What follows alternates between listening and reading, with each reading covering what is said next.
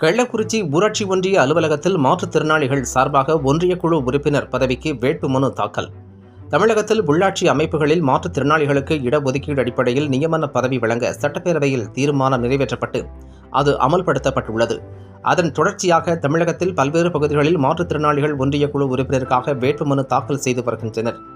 இதனையடுத்து கள்ளக்குறிச்சி ஊராட்சி அலுவலக வளாகத்தில் கள்ளக்குறிச்சி நகராட்சி ஒன்றிய உறுப்பினர் பதவிக்கு மாற்றுத்திறனாளிகள் பேரணியாக ஒன்று திரண்டு தங்களது பிரத்யேக வாகனத்தில் பேரணியாக சென்று ஊராட்சி ஒன்றிய அலுவலகத்தில் தென்றல் மாற்றுத்திறனாளிகள் முன்னேற்ற நலசங்கத்தின் மாவட்ட செயலாளர்கள் ஜெயபால் தலைமையில் மனு அளித்துள்ளனர்.